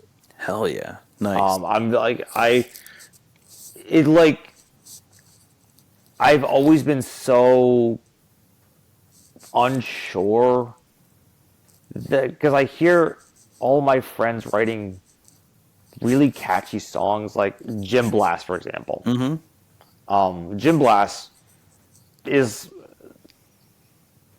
like I always used to be inspired by Ziggy and his creative energy, which is why like I would have like these really healthy competitions between the two of us, but then ultimately I just kind of stopped looking at it as a competition and realized that we have very similar taste in music and we just feed off each other's energy so perfectly that and he has such a different style of songwriting than I do that it's just we just gel perfectly. We just gel perfectly. But Jim is a good example of someone who really knows his way around a tune. Oh yeah. And I looked at him as an example, and I hear him in the way he's writing, especially lately. And I know that he and I have probably talked about songwriting at some capacity, and or like I'll hint at something and like not really sure what it's gonna lead to, but it's mostly for personal validation. I feel like, or mostly to disprove myself that I'm stopping myself from being able to do something I don't know whether or not I can do until I do it.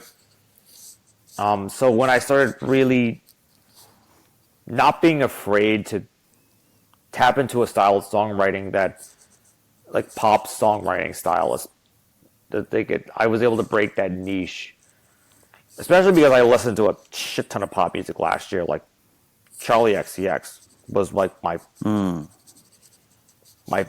favorite album of the year by a long shot, and well, her style of pop is very different because it's all very electronic and dance based. But to say that I didn't live in Brat Summer for all of 2024, I can't even say that because it's true. But like I was listening to so much, and there's so much good pop music, and I was like, why I can do that? Right. What's stopping me from writing catchy shit like 360 or Taste by Sabrina Carpenter or Espresso or Good Luck Babe? I'm very into Chapel right now. I haven't gotten into any of this stuff. I listened to Sabrina's Carpenter's album a couple of times. I love Sabrina. I haven't gone back and listened to Chapel. I need to. I've been just in my own little world. This just shows you where I'm at. Hell yeah. Nice. I mean, Yeah. she's like my most listened to artist right now. I've been hearing so much about her, and I've been in the hip hop chamber for a while. I got to kind of crawl out of that. I've been listening to a really lot of Kendrick Lamar and a lot of Doechii in the past. I just got into Doechii finally. Yeah, Doechii's the shit. Did you Doechii's watch her awesome. NPR concert? Her Tiny Desk. I haven't seen any of that. I just listened to the Alligator record that won Best Rap Album. I don't even fuck with the albums before the NPR for hip hop now. Like I just love if it's a new artist and they have a Tiny Desk concert, I just watch that. It's so good. She has like I don't know who this person is. I keep having to I keep meaning to look up who she is, but whoever it is, when I saw her Grammy performance as well, she was there too. She's like her therapist in the song or whatever that she talks to. Oh yeah. On Denial's a River. Yeah, and Denial's at a River, but she's in every song too. Like they're like always kind of chit chatting, which is cool. But then the thing too about the NPR concert is the bassist. I don't know if she's always with Doechii, The band she has is the freaking best band I've ever seen on a Tiny Desk concert ever. And the bassist is fire. And I looked her up and I followed her on Instagram. I can't remember her name. I'm going to look it up right now because she deserves so much credit. She's so cool.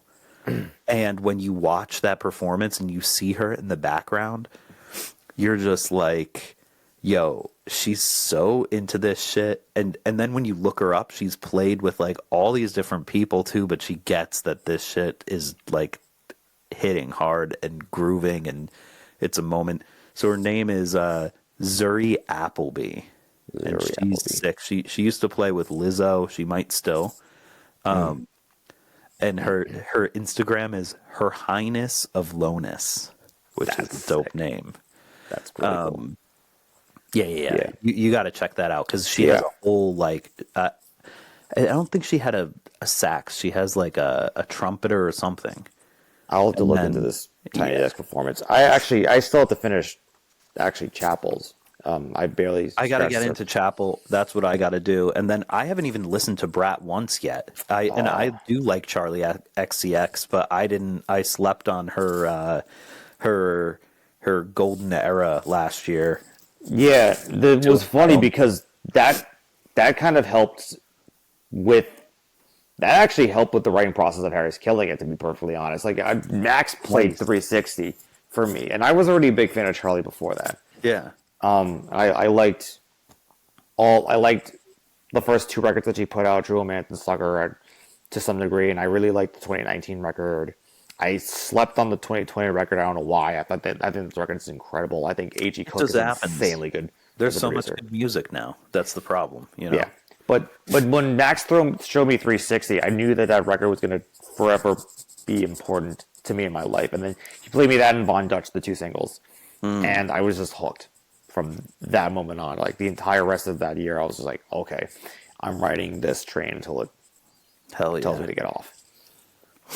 And like that, and she's incredible. I think she's just an artist that has been grinding for years and finally got the recognition. And right now I'm into Chapel, who's in the same exact boat. But her story is wild. I know nothing really about her at all. All right, so into it, yeah. So she got signed to Atlantic at 17, which is insane. Yeah, that is. It's insane because like you barely know who you are at 17. She certainly didn't know who she was at 17. Right. And then she put out an EP. It's very different from what you hear from her now on the radio. And it's very dark sounding, very like goth rock almost, goth pop. And then she put out a couple of other songs. Like she put out a bunch of songs, like a 5-song EP, and then 2 or so standalone singles. And then in April of 2020, she puts out Pink Pony Club, this gay anthem about going to a gay bar and having your life completely turned upside down because of it. She was living at the time in LA. She's from Missouri. Okay. And then she was living in LA at the time, trying to pursue a music career. Pandemic happens. She puts up Pink Pony Club. The label Atlantic was like, nope, not into this. Ends up dropping her. Okay. She moves back home. She works for at a donut shop just to make some sort of income because she was basically broke. Right. And then she ends up trying music again. She signs to Island this time. Okay. And the producer that she works with is a guy named Dan Nigro, who I might have mentioned before. I don't know. Maybe, okay, have I ever talked about As Tall as Lions? Yeah. Okay. Yeah. I've heard of them, and it was from you. I don't remember exactly, but yeah. Dan was the frontman of that band. Okay. Dan then, from As Tall as Lions, after they broke up, he became a behind-the-scenes songwriter and producer for more like underground pop artists. Like he was working with Sky Ferreira on that first record, or only record at this point. Or who knows if she is ever going to make a second record at this point. but he would work for like he did a songwriting for Carly Rae Jepsen, a handful of other artists. Like he was grinding out there, but the big one came in 2021 when he became known as the guy who co-wrote all of Olivia Rodrigo's stuff. Ah, right. Yeah. This is when we talked about it. So right. Dan is finally getting the due diligence that he rightfully deserves. And Dan also is working with Chappell. Nice. And from there, things start to really kick off to some degree. 2023, she puts out her album Rise and Fall of a Midwest Princess, which is just full of I actually kind of the more I've been listening to that record pretty obsessively since January, February, really more February, and I don't know if she intended it to be a concept record, but I kind of see it as a concept record because a lot of the songs talk about is all about exploring who you are as a person, figuring out your identity, dealing with dating in a gay sense, and having that type of perspective. Also, being in California, but then missing your hometown because even though it's nice being in LA, like Pink Pony Club is like her, oh my God, LA is the greatest thing in the world, and California is like, it's cool, but I kind of miss being home. So there's a lot of like thematic things about the album, and the album does well critically, but it doesn't really propel her to the next level. Then last year happened. Last year she put out one song. She put out Good Luck Babe in April of last year. And not only did that song take off, but everything in her catalog just kind of started to chart. Like all of a sudden, like all the stars are starting to align. She's playing all these massive festivals. Like she was doing Governor's Ball. She was doing Coachella. She was doing Lollapalooza. She was she was just making the rounds at literally all the festivals, and she just became this giant, like overnight sensation. Like her rise to stardom is one that I've never seen. Really cool. Pop. It took like 10 years or something like that for her to get to that point. Yeah. But what's really fascinating, the more that I listen to her,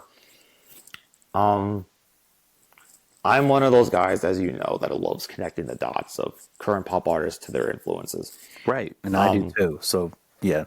So I was rewatching Nardwuar interviews her. No way, I love Nardwuar. Yeah. Of course, I have.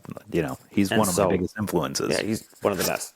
He's the best. Yeah, he is the best in the business. Yeah, I actually get pretty offended when people I really appreciate, like I really look up to musically, are kind of don't like Nardwuar or give him a hard time, like Thurston Moore.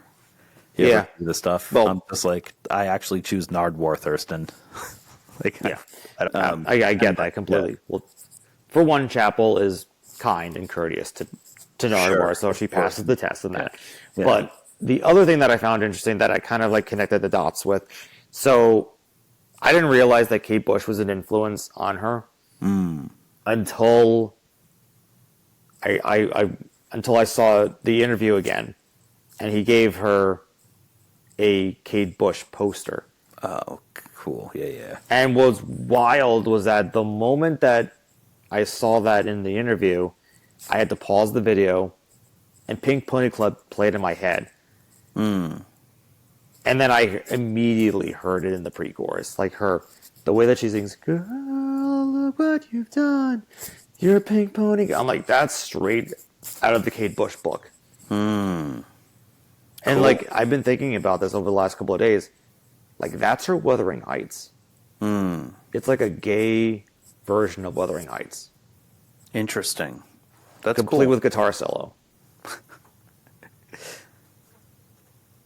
That's, hey, that's what we all do, right? Yeah. That's cool. So that that made me appreciate her as an artist, because I hear the Kate Bush influence, I hear the Gaga influence. That's what I've heard. I didn't hear of Kate Bush in the past. When I asked some people, I just was like, hey, I keep hearing about her. What's her deal? They said she's kind of like a Lady Gaga type character. She's definitely inspired by Lady Gaga, but I also hear a lot of like the I also noticed the Kate Bush a lot. And I also hear it in Good Luck Babe too. That's good to hear. So I think those are all good. I think that she's really just. She actually literally today just dropped. Well, not just dropped, but she's been teasing this song, which is coming out next week. Oh, cool. And it's a country song. Oh, nice. She played it on SNL, and it's the only time that she's played it so far. Good for her. And now she's been doing this crazy promotion for it. And she also did. She also recently. She did an Oscar after party show with Elton John for his AIDS Foundation. Nice. And Elton John, I know, champions her. Yeah. If Elton John is championing you, you're doing something completely right. In terms, as far as I'm concerned. Yeah. I mean, exactly. Yeah, I mean, he championed Eminem. And a lot of people don't think that, but like, like they actually had like a genuinely good friendship. Like Eminem has talked on Kimmel. I've heard about that. Yeah. About when he was like really deep in his drug addiction. Like Elton called him and made sure that he was okay and made sure that he went to rehab. Wow, I didn't hear that. Like no, they have a good friendship. Like people don't think that because like they think of Eminem and they think of all the things he sings about, but like no, like he's not like that. That's not who he is as a person. That's just what he's like. He was really good friends. Like he said, like Elton was really there for him during his lowest moments. I believe that. I've learned a lot about Eminem. I listened to a decent amount of his daughter's podcast. You should check it out if you haven't. That she has a podcast. Yeah. It's pretty cool. I like it. I mean, she's a young girl. Like, it's like a young girl's type of podcast, but like it's interesting to hear the stories about her being Eminem's daughter. You know, I can only imagine what that must have been like for her growing up. You don't have to. You can listen to. I mean, true. I mean, without her having a podcast. I mean, but I'm sure that she divulges into what that's actually like. Like, well, yeah. Like, it's just funny because she'll talk about it with her friend and just be like, you know, like I think even on the first one, she's like, I just took it for granted as a kid, thinking that like, oh, I'm just gonna like for the summer bring my friend with me on tour, and we're just gonna go live in a tour bus for the whole summer, and that was just normal for her. Funny. Like she had no idea that was, you know, crazy. I kind of love that, like the children of famous musicians either doing podcasts or creating a YouTube channel. Like I actually stumbled upon a video randomly, completely by random. It's Brian Welsh's daughter. Brian Welsh is the guitar player head from Korn. Oh, and his daughter has a YouTube channel. Is he the one that turned Christian though? Yeah, but no. I'm not saying that in a bad way at all. I'm just wondering because he did, but then I think he recanted it. He went too far. I was just thinking he went too far. He still is Christian, but he's not like as Christian as he was when he first. Yeah, because he quit Korn. Yeah, but then he's back in Korn. Yeah. So his daughter has a podcast too. Well, she has a YouTube channel. I don't know if she has a podcast. Okay, I'm gonna check. That's weird because I randomly found a video like what it's like to have a famous rock star dad or something along those lines, and it's him. I'm like, wait, that's your daughter? What? She has a YouTube channel? Yeah, it's crazy. I think I heard an interview one time with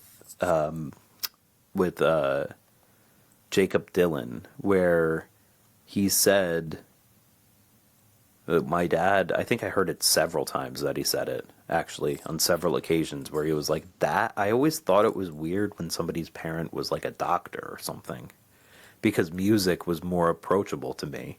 So like during that era, he was like, I don't know, my dad was the coach for my baseball. He was just a normal dad, but he also was a musician. So to me, it was always weird when I'm like, you don't know what your dad does every day. Like he's like a doctor or a surgeon. He's cutting people open. That's weird. And I always thought that was really interesting, you know?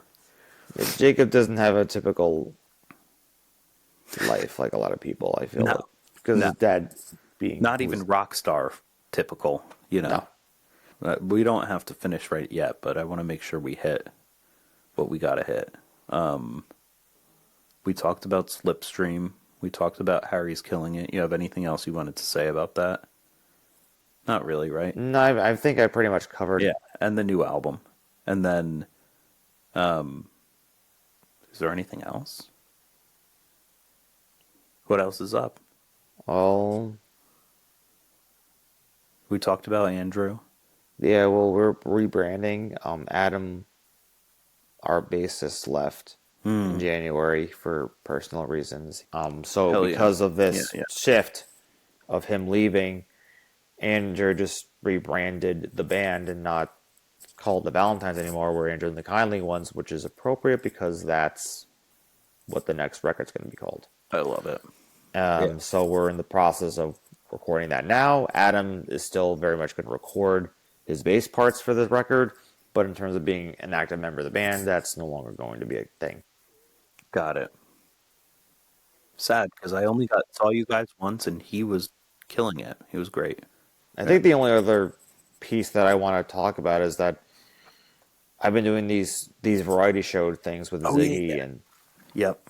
that's probably like, so we did one, and the first time we did it at Cedar Beans, and I wasn't sure what it was going to look like or what it was going to entail, but the first time I did it, I played my first EP in full because I wanted to do it for opening for the Valentines formerly, and never got to because Ivo got sick. So then I scheduled it for 3 months after that, and Ziggy and I put this show together where we each did a solo set, and then we did some stuff together at the end. And we just did another one again a couple of months ago in January, which was a lot of fun, but unfortunately the circumstances didn't work out in terms of people showing up because of weather and people being sick. And so we're doing another one again in June, like right on the summer solstice. And I want to also hope to parlay that as for a record release show at the same time, because I want to put the record out before the show, if I can. Good idea. So we'll see how that plays out. I'm sure that I can probably pull it off, but we'll see. But we're still fine tuning how the show looks and what we can do to make it better, and I think we have things really cooking. And originally we wanted it to be like an every year thing, but I think we're planning to do it like every 6 months of just the two of us, and then fine tuning how we go about it. That's why I'm like, I want to experiment with more sample machines and have like things like that. Like we've got some time. We see each other a lot, so we'll figure it out as it gets closer. Sick. Yeah. For the third installment. I'm going to try to make it to that. Yeah, it's June 21st. June 21st? All right. So that's at Silverstream Studios in Montclair. Sick. I haven't been there yet either, and I've been meaning to go there. It's a cool spot. They do podcast recording too, right? Yes. Yeah. That's the biggest problem for me is I got to figure out, I think it's time for me to start going to a studio a little bit to do the podcast because it takes me so long to edit. Because I just don't like doing it. I feel that. Sorry, y'all. Like, I love editing music. It's so hard to edit, like, the podcast, and it has become the bottleneck. It hasn't always been the bottleneck, but right now it is, and I think that it actually could be. I'm going to try experimenting with it, and Silverstream is a place on my radar for it. Because there's just, like, again, like, there's a little bit of a demand to put out more episodes than I am, I think. And you're doing it all by yourself, too. So Yeah. But anyway, I know we're not. We'll talk about this for a minute at the end. I won't let the listeners bear my podcast therapy session, but I am aware of the throughput problem, and I'm trying to work it out as best as I can because it's slowly becoming a bandwidth issue for me. But I will say a little bit in case people are listening, and I had edited it down so that they're listening at the end here. But one thing I noticed being a software developer and working, like being busy at work, what happens in the winter is it almost becomes impossible for me to edit the podcast. I've noticed it the past 2 years. Like I'll record them and I like don't have any time at my computer because I spend it all day working. And when it's nicer out, I can sit outside because I work from home. And then I don't mind editing a podcast if I'm sitting outside. But if I have like an hour in the winter, I'm like going outside to do something that isn't editing a podcast because it's too cold to sit outside by a computer. I think there's just something about the winter in general where it's hard to get anything done because all you want to do is just kind of lounge around and do nothing, and you just feel lazy in the winter because there's no real, because the weather's cold, it's shitty. You don't really get the same level of motivation that you do from being outside. You want to be outside, but it's too cold to be outside. Exactly. Like I'll go for a run or something outside instead of just being outside and editing a podcast. So I have noticed that. So in the future, I'm going to try to because that's usually when you want to put steam on stuff, like creatively. You know, it's a little easier with music because you can songwrite in the winter. You don't have to be by a computer. You can walk around and stuff. Like being right in front of your computer and editing yourself talking is not a winter activity. Anyway, this has been real. This has been, as Lupe Dragon said a couple episodes ago, for some reason 2025 is the year of Rich Sony podcast catharsis. Every episode feels a little more cathartic than it's been in the past, but I kind of like the new vibe, you know. It just is what it is. But you know that, Harrison. You've been here through a couple of different chapters of this podcast. We used to do those music and talk ones. I miss those still. But we're at where we're at, and now you're going to be in video. You know, I know, this is exciting. This is the first time. Right. Yeah, you were the last. I think you and Ziggy were the last non-video episode, and who knows, we might go and remaster that someday. That could be fun. That is on the table, very much so, but I need to find that editor first to do that because it's just like I don't have time. I thought I might, but not going to happen.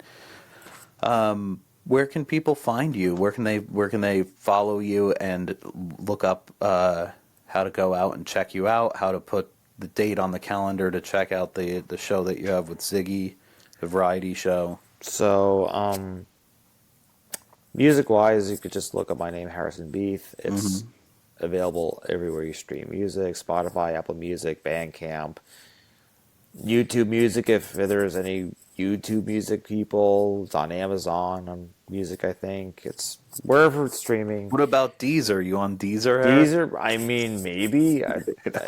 Wherever DistroKid lets you. Wherever DistroKid allows me to send my stuff to is where it is.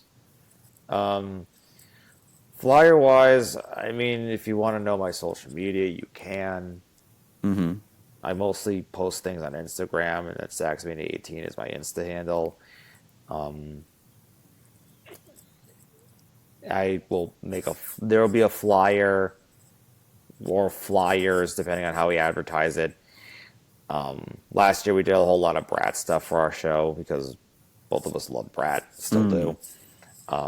Not sure what the promo is going to look like for this show, but we're going to promote the shit out of it as it gets closer. Good. And it's June 21st.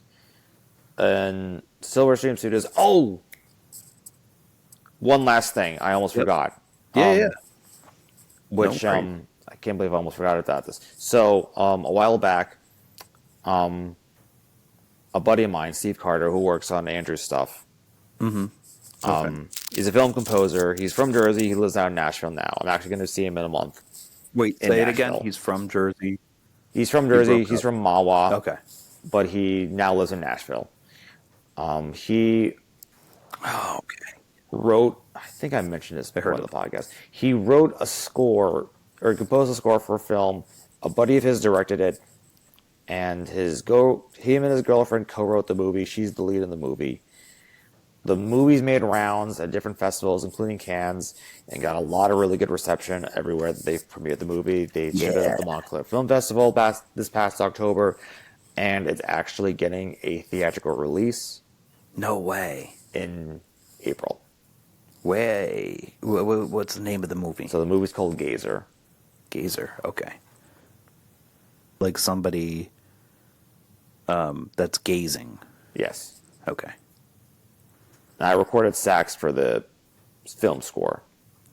Sick. So you'll hear me throw out the movie. Nice. That's so cool. So I love the artwork for this movie. I'm looking at it right now on here. I think that's it. So yeah, so look out for that. That's coming out in a month. I know Cool. it's going to be playing at the Claridge in Montclair. I think it's going to play in other theaters as well. But that's something else too. Congratulations, man. That's really Thank you. cool. I'm very, very proud of this. I got to see it at the Montclair Film Festival by the That's so skin of my cool. teeth, and it was so cool hearing my sax through movie speakers. Yeah. Yeah. Oh, It man. was- I can't wait to see that. Yeah. So that's another thing that's coming out that y'all should check out. It's a Cool. crazy good movie. And so I'm hoping that they're working on the sequel right now. Oh, there's a sequel too? They're going to make it a trilogy actually. And Cool. Are you going to play for the right now they're still writing it, so they're very in know. early development, so I have no idea. My guess is probably, but we'll see what happens. Yeah, we will. That's very exciting. So look out for that, folks. Harrison, it's been real as usual. It's always a pleasure. Always Thanks a pleasure for coming to on be here. Yeah, I'll put some links in the description, and we'll talk to you next time. Yes.